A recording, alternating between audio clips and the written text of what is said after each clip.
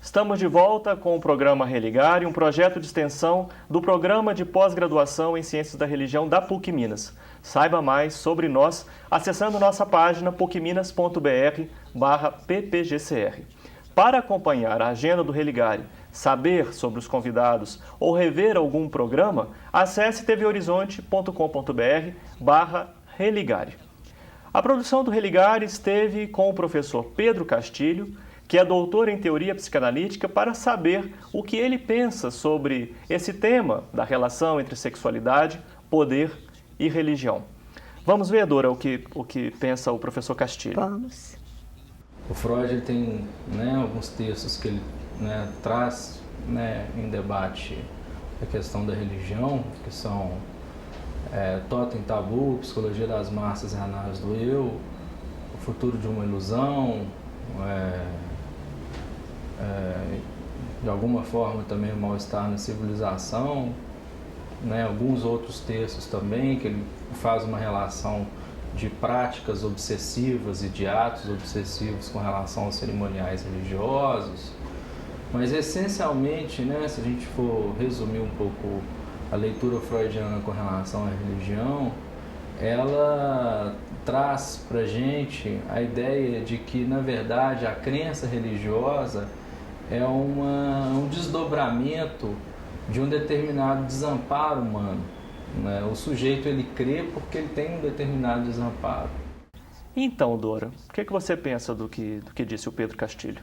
Pois é, o Freud já trabalhava essa questão da religião levando em conta o complexo de Édipo. Então, a teoria que ele desenvolveu, baseada no mito do Édipo, um rei, e ele vai estar falando que o ser humano ele vive um desamparo infantil. Então, relacionado à questão da figura paterna, a figura materna também, e que o ser humano, então, ele vivencia uma experiência extremamente significativa com esse par que ele chama de par parental, e que na vida adulta ele vai sentir, então, essa falta. Então, na verdade, a religião ela vem, então, para cobrir ou para suprir essa falta que ele vivencia. Toda a teoria dele vai ser montada em relação à falta e em relação à sexualidade. Como é que a gente pode ver isso no cotidiano de uma experiência religiosa? O que as pessoas estão fazendo, Quando elas buscam a religião, na verdade você está buscando aquilo que é além do natural. Então, uma pessoa, ou um ser superior que possibilita que você acredita que você não está desamparado, que esse ser te protege e que ele te ampara e, além do mais, que ele te abençoa em relação às coisas boas ou em detrimento do seu comportamento, é muito reconfortante. Então, as pessoas no mundo como está, e aliás, não só agora, mas anteriormente também, as pessoas buscam exatamente alguém que possa sustentá-las. Então, nesse desamparo, cada um vai buscando, que a gente vai estar chamando na psicanálise de bengalas.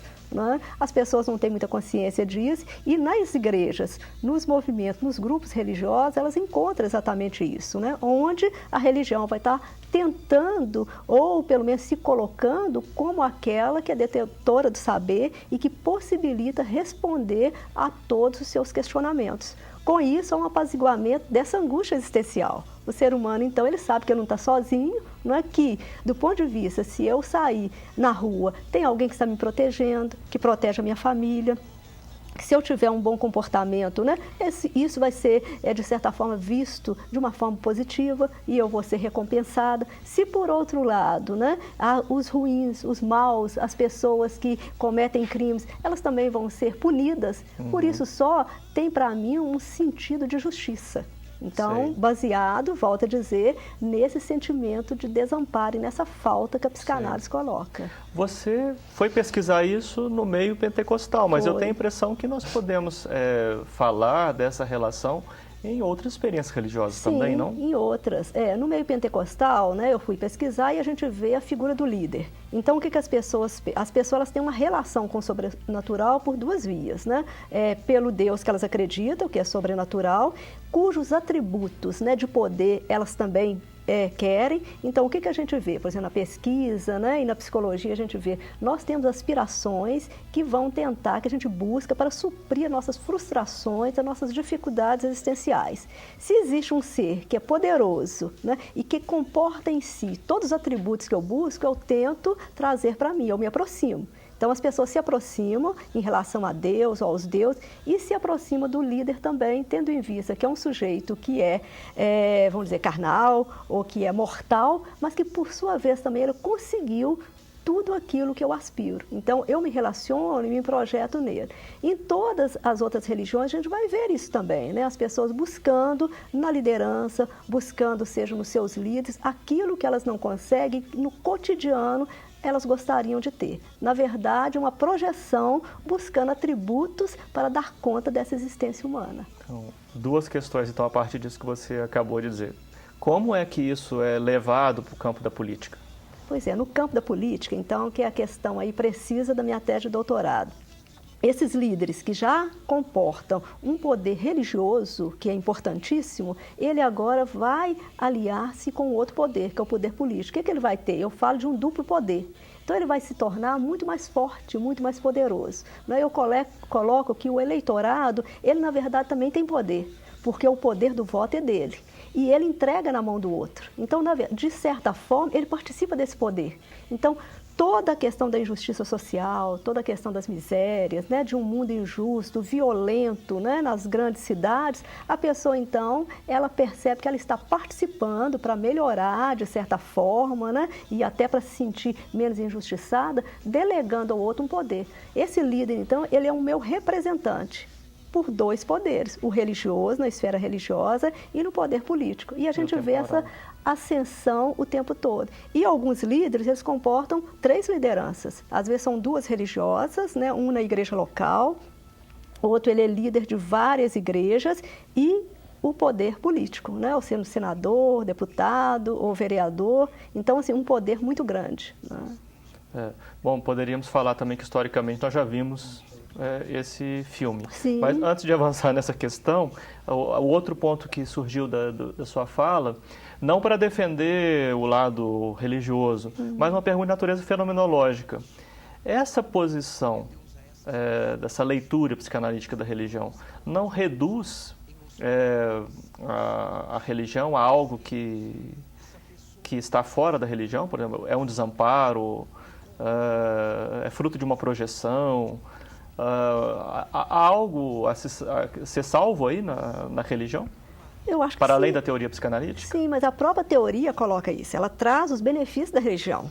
Ela fala que a religião possibilita um sentido à vida. Ela, da mesma forma que os existencialistas, ela também coloca isso. Ou seja, não é um mal que isso aconteça. Não, a questão, o que o Freud vem colocar é a maneira como o sujeito administra essa religião, né? O que o Freud colocava era o seguinte, ele acreditava que as pessoas deveriam dar conta da existência humana sem necessariamente buscar o amparo de um outro que vai ditar as regras, que vai colocar o que é certo, o que é errado, que você deve ir para esse caminho e não deve ir para o outro. Ele acha que as normas sociais, a civilização, ela tem competência para fazer isso, né? E que o ser humano deveria administrar da mesma forma que cada um deveria administrar a sua sexualidade e não trabalhar isso porque a igreja não permite, ou porque não pode ser, ou porque a própria Bíblia não condiz, mas porque eu acho que deve ser assim. Então, na verdade, o Freud coloca os benefícios da religião assim. Ela possibilita que o sujeito, ele veja que existe algo para além dessa terra, com isso ele pode viver uma vida um pouco mais saudável. A questão é como que cada um administra não só a sexualidade, a sua própria sexualidade, a religião do qual ele está inserido e também o poder que permeia essas duas instâncias. Sim. Não é que ele pode se tornar alienado ou ele pode ser uma pessoa questionadora que participa, que contribui para um mundo melhor de ser vivido. Sim. No mundo secularizado, em grandes metrópoles, nem sempre as religiões conseguem orientar a vida de algumas pessoas, e a gente vai observando que várias pessoas vão deixando também a experiência religiosa. Há algo que substitui esse papel que desempenha a religião? Pois é, hoje a gente tem assim, uma análise que as pessoas estão desacreditadas, né, na religião, ainda que os grupos tenham se manifestado e se proliferado, né, uma contradição aí. Ao Sim. mesmo tempo que há um descrédito, cada vez mais grupos se colocam aí. O que a gente vê é o seguinte, que a questão desse desamparo e a busca de um amparo não é só na religião, né, são bengalas. As pessoas buscam na drogadição também um amparo para dar conta da existência humana, ela busca nos sindicatos, elas buscam numa militância em relação a alguma coisa. Na verdade, o ser humano está sempre tentando tamponar uma falta que é inerente a ele, que ele não tem muita consciência disso. Então, o tempo todo ele está buscando no consumismo, né? Nosso sistema capitalista, que as pessoas o tempo todo estão tentando consumir. Então, assim, a religião ela é forte, ela tem um poder muito forte, porque ela vem dizer que é isso, há uma verdade. E ao certo e ao errado. Mas nem todas as pessoas estão buscando a religião, buscam outras possibilidades. Que também estão ocupando esse E que espaço. também estão tentando tamponar essa falta. É. As religiões, elas têm consciência desse papel que elas desempenham nesse campo aí da sexualidade, do poder? Olha, eu diria que alguns líderes, talvez. Eles sabem o que eles estão Eles fazendo, sabem, e o poder que tem, como é que eles podem sabe. orientar. Alguns, assim, a grande massa, as pessoas em si não têm muita consciência disso, né? Elas vão por uma fé, elas estão ali, elas participam, buscando uma vida melhor, contribuindo, participando, e tem um benefício enorme a questão social, né? Tem um grupo, esse pertencimento, você não está no anonimato, você não é um sozinho, os seus problemas, eles estão nas mãos de alguém que é muito poderoso, né? Que é Deus. Então, com isso, é muito interessante, a autoestima eleva, tem benefício, assim, enorme na questão dessa participação. A liderança vai depender, né, de que líder que é esse. Tenha uma liderança que ela tem um interesse, que quer buscar e que tem um interesse em que as pessoas possam ter uma vida mais saudável e melhor, e tem uma liderança que, vamos dizer, que é perversa, que sabe exatamente a implicação dessas relações, usa desse poder, dessa autoridade, sabe exatamente o que está fazendo e no controle da sexualidade dos seus membros, né? A sexualidade, Foucault já dizia isso, né, que ela é discursada. E como ela é muito discursada, ela está a serviço do poder. À medida que você fala o que você deve fazer e o que não deve ser feito, né, você está controlando a vida das pessoas. Excelente. Dora, muito obrigado por você ter participado conosco, ter esclarecido esses pontos tão importantes dessa relação sexualidade, poder e religião, e dou os parabéns pela sua pesquisa e espero que ela continue dando muitos frutos. Eu que agradeço, né, o convite, né? Espero que tenha contribuído para as pessoas que nos escutam, né? E que possam ter outras possibilidades, né, de discussões no campo da religião, no campo da sexualidade também, que permeia a nossa existência. Ok. Bom trabalho para você. Obrigada. O Religare hoje fica por aqui. Você pode rever esta entrevista acessando tvhorizonte.com.br/Religare. Eu agradeço a sua companhia e a sua escolha pelo programa. Um abraço muito cordial e até a próxima semana com um novo Religare Conhecimento e Religião.